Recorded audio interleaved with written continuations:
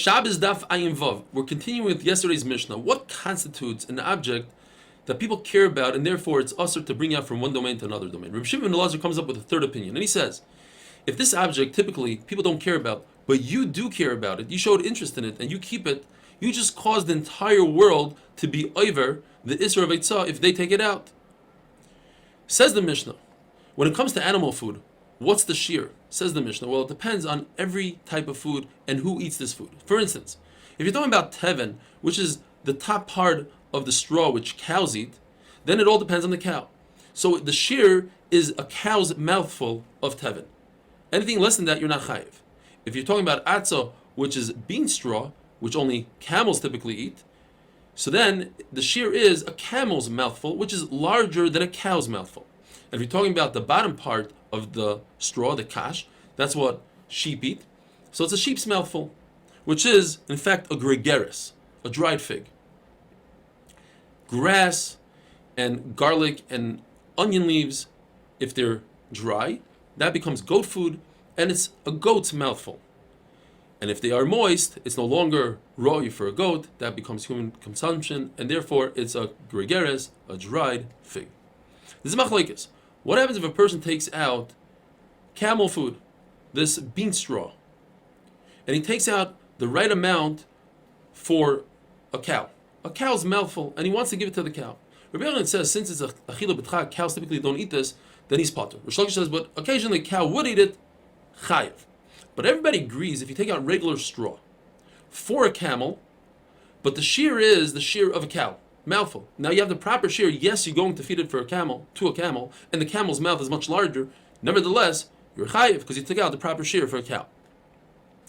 All these different foods in the Mishnah do not combine one with another, unless you're taking the more chomer to combine it with the less chomer. For instance, if you're dealing with camel food, and the shear is a camel's mouthful, it's a lot, but you're missing a half a dried fig, and you take sheep food, which all you need is a dried fig, and you take a half of that and add it to the camel food, then you have a full shear. But if you do the reverse, you're missing a half a gregaris for sheep food, and you try to take a half a gregaris of camel food, of bean straw, that's not going to work. And the reason is because people would take and combine these foods to show as samples to sell. And we have a similar halacha when it comes to different garments and different fabrics. What constitutes a fabric to be mekabel tumah? So a regular fabric is 3 tefachim by 3 tefachim. If you're talking about a sack, it's 4 tefachim by 4 tefachim. Leather is 5 tefachim by 5. And a reed mat is 6 by 6. Each one can combine with the one below. So the mat can combine with the leather, and the leather can combine with the sack, etc. Why? Because they can combine to the tumah of Moshav. So since there's a situation where they can combine with each other, they combine in all situations, and therefore, by us also, since there's a situation where you sample this and sell it together, they combine together.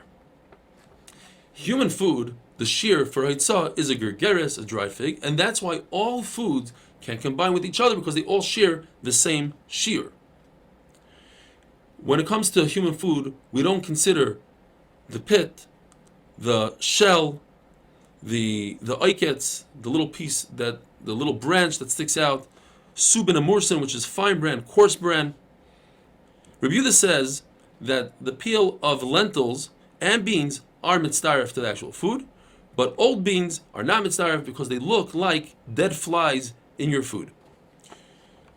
The coarse and the fine bran are mitzdaref for the shear of challah. Why? Because it's considered lechem haaretz. Poor people eat it, so it's considered bread. But in terms of Shabbos, when you need something chashuv, that's not chashuv, it's not considered food, and therefore, for the shear of Shabbos, it's not mitzdaref. And with this, we finished Perek Klal Gadol, Hadron Aloch Klal Gadol. The next Perek is called Hamoitzi Yayin. We're continuing with the halachas of Eitzah. When it comes to liquids, what is the shear? So wine, the shear is enough to make kiddush, which is a quarter a revius of wine, which you would add 3/4 of a revius of water to. When it comes to milk, as much as you can swallow. Honey, as much as you put on a wound. And oil, enough to anoint a small limb. Water, in order to make an ointment for an eye, and other liquids is revius, and other waste liquids is a revius. Reb Shimon says all the shiurim in the Mishnah are one, and that is a revius. Now, if you decided to keep and hide, put aside the smaller shiurim, then you just created with those smaller shiurim a chiyuv. However, the Tanna Kama holds that once you decide that something is valuable to you, then you don't need the shiurim of the Mishnah. Even less than those shiurim also are chayiv and itzah. Have a wonderful day.